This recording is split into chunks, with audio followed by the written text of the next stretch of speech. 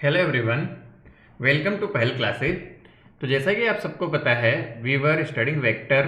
Okay, तो दो lectures already आ चुके हैं। In those lectures I covered about what is vector, scalar, types of vectors, comparison basis, and in the next lecture we covered about unit vector and multiplication of vector by scalar और number. तो यहाँ तक हम सब कुछ पुराने दो videos में कर चुके हैं। बहुत ही ज़्यादा इंपॉर्टेंट कंसेप्ट है। मेरा तो कहना यही है, आप इन सारे कंसेप्ट्स को बहुत अच्छे से करें।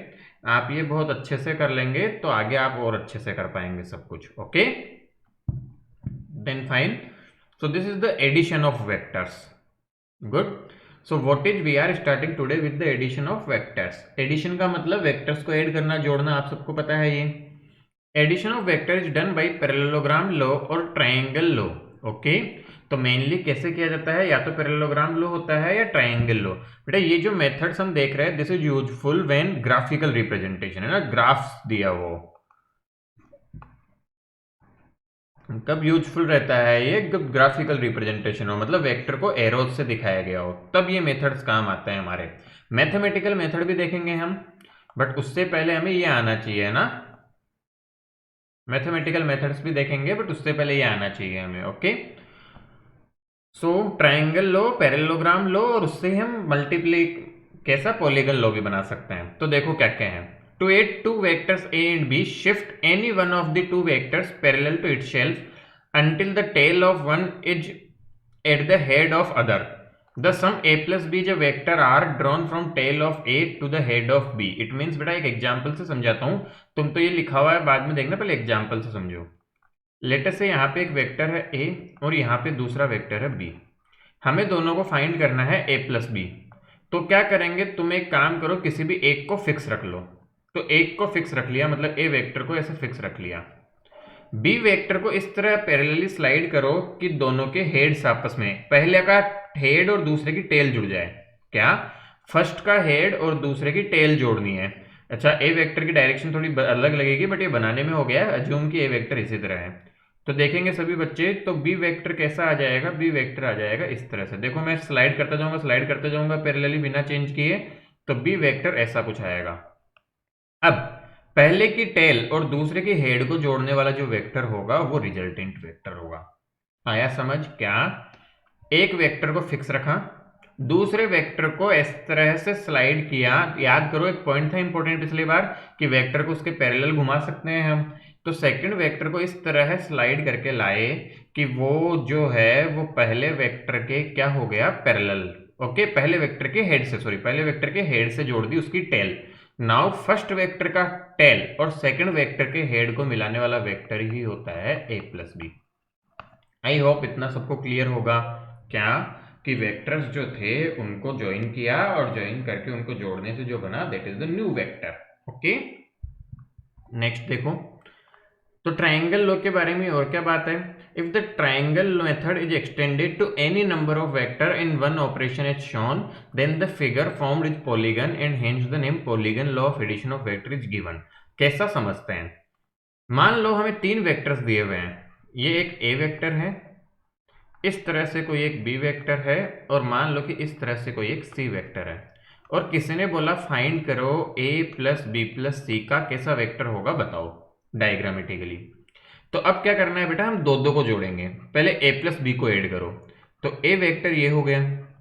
अब बी को ऐड करने के लिए क्या मेथड सिखाया था, ट्रायंगल लॉ में स्लाइड करो जब तक इसका हेड और टेल ना जुड़ जाए। तो ये लो जोड़ दिया स्लाइड करके, ये बी हो गया। अब दोनों का रिजल्टेंट क्या होगा, ये। तो ये जो है ये है ए प्लस बी। अब बताओ क्या करना है, ए प्लस बी तो मिल गया, अब इसमें सी ऐड करना है। तो देखो सी ऐसा है, सी को स्लाइड करो ताकि इसके हेड से जुड़ जाए। तो देखो सी को स्लाइड करके लाया मैं, लाया मैं, लाया मैं, और ऐसा सी कुछ दिया हुआ है, सी हो गया। अब ए प्लस बी ऐसा है, सी ऐसा है, तो ए के हेड और इसको मिलाने वाला जो वेक्टर होगा वो हो जाएगा ए प्लस बी प्लस सी। तो ध्यान से देखोगे तो यहाँ पे एक पॉलीगन बन रहा है। इसको भूल जाओ, ये तो हमने इंटरमीडिएट काम में लिया था। समझ आ रहा है, इसको अभी के लिए भूल जाएं, ये हमने इंटरमीडिएट काम में लिया। ए बी सी तीनों को जोड़ने वाला वेक्टर होगा, तीनों को लाइन से लिख दो, और फाइनली पहले का टेल और लास्ट का हेड को जोड़ने वाला जो वेक्टर होगा दैट विल बी रिजल्टेंट। आई बात समझ में कैसे। यदि एक से ज्यादा वेक्टर्स को जोड़ना है तो सभी वेक्टर्स को 1 बाई 1 हम लिख देंगे लाइन से, फिर फर्स्ट के टेल और लास्ट के हेड को जोड़ने वाला जो वेक्टर बनेगा that will be the resultant vector. Clear? जैसे फॉर एग्जाम्पल एक और एग्जाम्पल लेता हूं, मान लो आपको जोड़ना था ये ए, कुछ वेक्टर से इस तरह से बी, ठीक है, सी डी, ऐसे कुछ 4 वेक्टर्स ऐड करने थे। तो तुमने क्या किया, सबको लाइन से सीरीज से जोड़ो, मतलब पहले का हेड दूसरे की टेल, दूसरे का हेड तीसरे की टेल, ऐसे। तो एक को ऐसे ही रखा, बी को ऐसे कर दिया। अब सी को इसके पास लाना है तो सी ऐसे आ गया, अब डी ऐसे लाना है तो डी ऐसे आ गया। अब जो रिजल्ट होगा इन चारों का वो क्या होगा, पहले का टेल और दूसरे का हेड को जोड़ते हुए। तो ये जो है ये होगा सबका रिजल्ट आर, इन चारों का एडिशन। आया समझ? तो इस लॉ को हम बोलते हैं polygon law of vector addition. Good. तो इस लॉ को नाम दिया जाता है हमारा polygon law of vector addition. I hope यहां तक किसी को कोई भी प्रॉब्लम नहीं होना चाहिए, कोई डाउट नहीं होना चाहिए। डन। नेक्स्ट देखते हैं। So this is the parallelogram law of vector addition. इसका हमें ये डेरिवेशंस भी करना होता है। क्या है ये, अभी मैंने आगे डेरिवेशन किया हुआ, उसके बाद वापस आएंगे हम इस पे, ठीक है। तो अभी पहले समझा देता हूं होता क्या है। ये बोलता है लॉ कि दो वेक्टर यदि पैरेललोग्राम की एडजेसेंट साइड को रिप्रेजेंट करते हैं, तो देखो बना कैसे, ये ए और ये बी है, बी को मैं स्लाइड कर सकता हूँ, यहां ला सकता हूँ बिना चेंज किए, तो ये भी बी वेक्टर ही हुआ। एक को बिना चेंज किए यहां ला सकते हैं, तो देखो आमने सामने की साइड सेम है, then this is a parallelogram. तो जो डायगोनल होता है that is the resultant vector. ध्यान देंगे सभी बच्चे, तो ये आता कहां से है, आता है ट्रायंगल लो से ही है। तो ध्यान देंगे तो हमें इंपॉर्टेंट क्या है, क्या ध्यान में रखना है पैरेललोग्राम लो के लिए, कि यदि किसी क्वाड्रिलेटरल और इवन ट्रूली स्पीकिंग पैरेललोग्राम की दो एडजेसेंट साइड्स दो वेक्टर को रिप्रेजेंट करती है, तो डायगोनल जो होता है वो रिप्रेजेंट करता है किसको, हमारे पास में रिजल्टेंट वेक्टर को। आई होप क्लियर है सबको कि दो साइड्स यदि हमारे दो वेक्टर्स को रिप्रेजेंट करती है, तो डायगोनल जो होता है वो रिप्रेजेंट करता है दो साइड्स को। गुड। आई होप क्लियर हो रहा होगा सबको, ध्यान में रखना है बस ये। नेक्स्ट देखें सभी बच्चे, इसका डेरिवेशन अभी थोड़ी देर में करेंगे, आप इसकी चिंता न करें। या एक काम करते हैं, पहले डेरिवेशन देखते हैं, देन फिर हम आगे बढ़ेंगे, ठीक है। यहां देखो, तो बेटा ए वेक्टर था मेरे पास में ये, और बी वेक्टर है ये इस तरह से, तो हमने नाम दे दिया ओपी क्यू। तो ओपी वेक्टर को मैंने ए वेक्टर बोल दिया, ओपी को, पी क्यू को हमने बी वेक्टर बोला है, और ओ क्यू को हमने आर वेक्टर। ये इन दोनों का रिजल्टेंट है। ट्रायंगल लो से देखो क्या इसका रिजल्टेंट है, तो मैथमेटिकल एनालिसिस देख रहे हैं हम, समझेंगे सभी बच्चे। ये ए वेक्टर ये बी वेक्टर, हमें निकालना है आर वेक्टर का मैग्नीट्यूड ए और बी की टर्म्स में। तो हमने क्या किया, पी को आगे बढ़ाया और क्यू से एक परपेंडिकुलर ड्रॉ किया। ध्यान दें, हमें क्या चाहिए बेटा, हमें आर चाहिए in terms of A and B. R जो लंबाई है, लेंथ जो है आर, मैंने पहले भी बताया होगा बेटा, वेक्टर जब हम ड्रॉ करते हैं तो वेक्टर को ड्रॉ करने पे जो इसकी लेंथ होती है वो वेक्टर का मैग्नीट्यूड देती है। ये मैंने पहले भी एक बार एक्सप्लेन किया फर्स्ट वीडियो में। लेंथ हमें क्या प्रोवाइड करती है, मैग्नीट्यूड प्रोवाइड करती है। ओके, तो रिजल्टेंट जो है आर मतलब हमें मैग्नीट्यूड चाहिए ए बी की टर्म्स में। तो कैसे किया, यहां से परपेंडिकुलर ड्रॉ किया क्यू एम, पी को आगे बढ़ा के। अब देखो यहां से आपको दिख रहा होगा ट्राइंगल पी एम क्यू, एक राइट एंगल ट्राइंगल है। मैं लिख सकता हूं पी क्यू स्क्वायर, ध्यान से देखे, hypotenuse square equal to base square plus perpendicular square, equation 1। इसी तरह बड़ा ट्राइंगल देखो ये ओ क्यू एम, इसमें लिख सकते हैं ओ क्यू स्क्वायर बराबर O M square plus M Q square, O M square plus M Q square. फटाफट देखिए, इस ओ एम को, इस कंप्लीट ओ एम को हम लिख सकते हैं ओपी प्लस पी एम। ऐसा क्यों कर रहे हैं, क्योंकि हमें तो ए और बी की टर्म्स में चाहिए। तो ओपी प्लस पी एम का square plus M Q square. ध्यान से देखो फटाफट, इसका ए प्लस बी स्क्वायर के फॉर्मूले से ओपन किया इसे, तो A square plus B square plus 2ab। Okay, और यहाँ पे एम क्यू स्क्वायर है ही, बट फर्स्ट इक्वेशन से देखो P M square plus M Q square is equal to P Q square, तो मैंने यहाँ पे ला दिया इन दोनों की वैल्यू फर्स्ट इक्वेशन से। किस इक्वेशन से यूज कर लिया हमने, इक्वेशन 1 से यहाँ पे ला दी, तो ये आ गया। अब देखो सब कुछ हो गया, ओ क्यू आर के बराबर है, ओपी ए के बराबर, पी क्यू बी के बराबर, बट क्या प्रॉब्लम कर रहा है, पीएम। पीएम जो है वो ए और बी के टर्म्स में नहीं है, तो हमने अगेन ये यूज किया ट्राइंगल। देखो यहाँ पे कोस थीटा बराबर PM upon P Q, PM भी आ गया पी क्यू की टर्म्स में, ठीक है। तो पीएम को लिख सकता हूं पी क्यू कोस थीटा, सबकी वैल्यू रख दी R square equal to A square plus 2ab cos theta plus B square. बहुत ही इंपॉर्टेंट फॉर्मूला है वेक्टर्स का रिजल्टेंट निकालने के लिए, इसका कोई कंपैरिजन नहीं है। Where theta is angle between two vectors, theta क्या है, दो वेक्टर्स के बीच में एंगल कितना है। ध्यान रखेंगे सभी बच्चे, सबको आना चाहिए। Theta is the angle between two vectors, आया समझ सबको। इक्वेशन बनी और फटाफट से हमने वैल्यूज निकाल ली। क्लियर।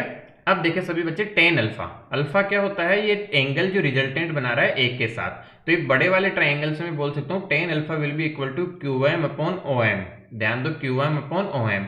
अच्छा क्यू एम तो क्यू एम है, ओ एम को लिख सकता हूँ ओपी प्लस पी एम। तो बेटा फिर से देखो ये ट्राइंगल से इस क्यू एम को लिख सकता हूं मैं ओपी साइन थीटा। क्या लिख सकते हैं, पी क्यू साइन थीटा। और इसी तरह इनकी वैल्यू पुट की तो आंसर आया B sine theta upon A plus B cos theta. तो ये फॉर्मूला भी हमें ध्यान में रखना है। आई होप सबको क्लियर होगा। Truly speaking it is very easy. क्या करना है तुम्हें, क्या ध्यान रखना है, डायग्राम एक तो कैसे बना, और दो राइट एंगल ट्राइंगल लेने हैं, एक तो छोटा वाला ट्राइंगल और एक बड़ा वाला, और दोनों से हम एलिमिनेट करके फटाफट से आंसर पे पहुंच जाएंगे। आसान है, काफी इजी, और इवन बोर्ड एग्जाम्स आपके 11th के जितने होते हैं उनमें तो फेवरेट क्वेश्चन है ये। डन। अब देखो फटाफट से, यहां पे थे हम, तो हमने देखा आर का डेरिवेशन कर लिया हमने, A square plus B square plus 2ab cos theta, और टेन थीटा हमने अल्फा मान लिया था, टेन फाई आ रहा है B sine theta upon A plus B cos theta. तो इतना पार्ट आपका भी हो जाए, समझ आ गया होगा। अब देखो यहां से आगे बढ़ते हैं। To a vector, only a vector of same type can be added that represent the same physical quantity and the resultant is a vector of same type। मतलब मैं क्या बोल रहा हूँ बेटा, कि मान लो एक हमें वेक्टर दिया है जो कि डिस्प्लेसमेंट वेक्टर है, और एक वेक्टर हमें दिया है फोर्स वेक्टर। तुम खुद से सोच के देखो, डिस्प्लेसमेंट की यूनिट होती है मीटर, फोर्स की होती है न्यूटन। तो दोनों को क्या डायरेक्ट ऐड कर सकते हैं ना, दो चीजें ऐसी ऐड ही नहीं हो सकती। तो क्या बात कर रहे हैं हम कि वेक्टर्स को ऐड करना है हमें, तो इस तरह से ऐड करना पड़ेगा, हम डायरेक्टली उनको ऐड वगैरह नहीं कर पाएंगे। आया समझ।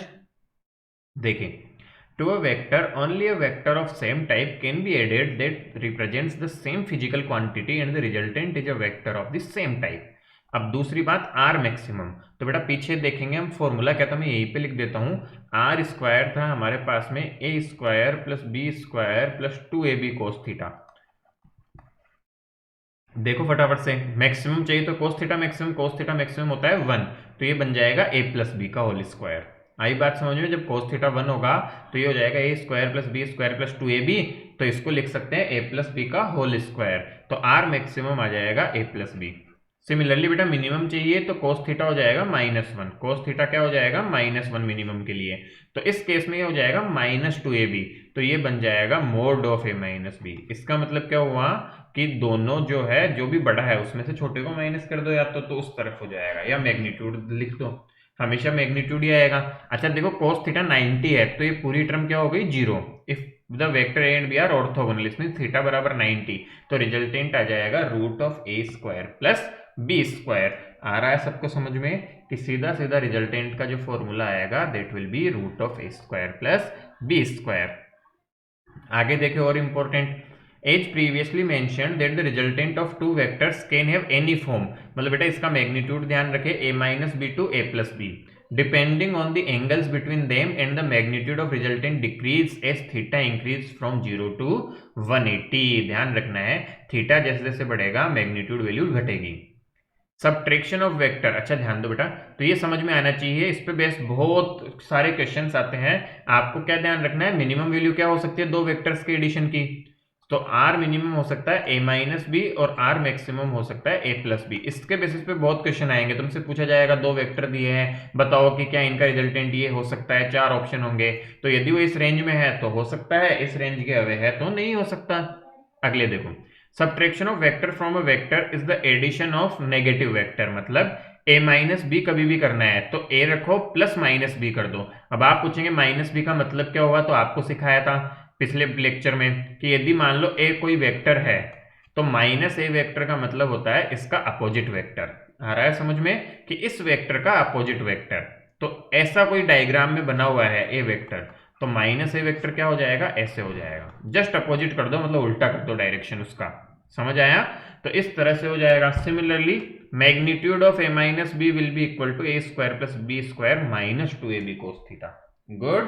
तो ये काफी सिंपल सिंपल सी बातें हैं, फटाफट फटाफट होनी चाहिए और हमें आनी चाहिए। आई होप यहां तक किसी को कोई समस्या नहीं होनी चाहिए।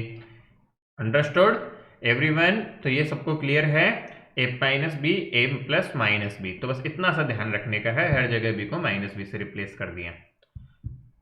तो क्वेश्चंस इंपॉर्टेंट है, फॉर्मूले इंपॉर्टेंट है, कुछ क्वेश्चंस देख लेते हैं। Find the resultant of two forces each having magnitude F not and angle between them is 60 degree.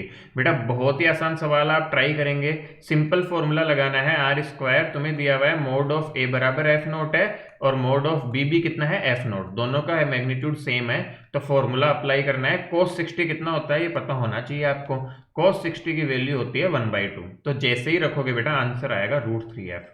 तो मैं ये पूरा सॉल्व नहीं कर रहा, ये आप खुद से करेंगे, बहुत आसान है। फॉर्मूले में रखो इसकी आर की वैल्यू, आर की वैल्यू आएगी √3f नॉट, फॉर्मूले में रख दो, फटाफट से आंसर आएगा दौड़ता हुआ। क्लियर? नेक्स्ट देखो थोड़ा अच्छा question. Two non zero vectors A and B are such that कि ये दोनों बराबर है, find angle between A and B. तो बेटा क्या करोगे, ऐसा दिया हुआ है, तो इसमें क्या किया हमने, आप खुद से ट्राई करें पहले फिर सॉल्यूशन देखें। a माइनस बी का होल स्क्वायर कर दो, दोनों तरफ स्क्वायर कर सकते हैं, रिजल्टेंट का फॉर्मूला लगा दो। a प्लस बी का स्क्वायर हो जाएगा a square plus B square plus 2ab cos theta equal to a square plus B square minus 2ab cos theta. तो देखो ध्यान से फटाफट, ये गया ये गया ये गया, हैप्पी बर्थडे हो गया इनका हैप्पी बर्थडे हो गया, तो इसको इधर ले आओ। 4ab cos थीटा बराबर 0। अब a और b तो 0 है नहीं, दिया है क्वेश्चन ने कि a और b 0 नहीं है, तो यहां से क्या पता चला कि cos थीटा को 0 होना पड़ेगा, और cos थीटा 0 कितने पे होता है बेटा जी, 90 डिग्री पे। आंसर आ गया हमारा, देखो बहुत आसानी से। आई बात समझ कि कैसे किया क्वेश्चन? बहुत आसान है, फॉर्मूला आना चाहिए, फॉर्मूला अप्लाई करना है, फटाफट से आंसर्स आएंगे, कोई भी दिक्कत नहीं आएगी। गुड, क्लियर होना चाहिए, कोई भी डाउट नहीं होना चाहिए। अगला करते हैं, आप पहले खुद ट्राई करेंगे क्वेश्चन देख के। If the sum of two unit vectors is also unit vector, find the magnitude of their difference. मतलब हमें क्या बोल रहे हैं कि दो यूनिट वेक्टर जो है उनका सम भी यूनिट वेक्टर है। तो मान लो कि हमारे पास दो वेक्टर्स है, यूनिट वेक्टर, जिनका सम यूनिट वेक्टर है, तो मान लेते हैं कि दो वेक्टर थे a x और y, और उनका सम भी क्या है, यूनिट वेक्टर। तो सिंपल सी बात है, क्या मैं लिख सकता हूं कि उनका सम का मतलब x प्लस वाई, तो x plus Y unit vector है, तो इसका मैग्नीट्यूड 1 के बराबर है। आई बात समझ में कि sum of two unit vectors is also unit vector. अब x और y तो यूनिट वेक्टर थे और इनका सम भी क्या है, यूनिट वेक्टर, तो इनका मैग्नीट्यूड तो 1 ही होगा यूनिट वेक्टर का। अब देखो मैग्नीट्यूड का फॉर्मूला लगा दो, तो क्या आ जाएगा, दोनों तरफ स्क्वायर कर दो, तो X square plus Y square plus 2xy cos theta equal to 1। अब ध्यान देंगे सभी बच्चे, ये भी दिया हुआ है कि x और y भी यूनिट वेक्टर है, तो मोड ऑफ x भी 1 है, मोड ऑफ y भी 1 है, तो फटाक से देखो वैल्यू रख दो इनकी। तो 2xy तो 1 है, cos थीटा इक्वल टू -1, ये 2 इधर आ जाएगा 1 1, तो यहाँ से, और xy तो 1 ही है, मल्टीप्लाई cos थीटा आ जाएगा -1/2। तो फटाफट से देखें थीटा की वैल्यू आ जाएगी 120 डिग्री, क्योंकि cos थीटा -1/2 होता है किसके लिए, 120 के लिए। और हमसे पूछा जा रहा है मैग्नीट्यूड ऑफ देयर डिफरेंस, हमसे पूछा जा रहा है ये x माइनस वाई का मैग्नीट्यूड बताओ। तो बताओ फॉर्मूला क्या हो जाएगा इसका, under root of X square 1 plus Y square 1 minus 2ab cos theta, तो 2 टाइम्स -1/2, तो माइनस माइनस प्लस हो जाएगा, आंसर आएगा √3। तो मुझे नहीं लगता कि किसी को इन प्रॉब्लम्स में कोई प्रॉब्लम होगी, बस ध्यान रख के सॉल्व करना है फटाफट से। बाकी रिमेनिंग जो भी पोर्शन बचा है हमारा इस वेक्टर का, अगली क्लास में मोस्टली हम मल्टीप्लिकेशन से शुरू करेंगे और फिर आगे बढ़ाएंगे, ठीक है। तो ये सब आपको कर लेना है, कोई भी डाउट हो कमेंट सेक्शन में पूछना है। Thanks a lot, thank you.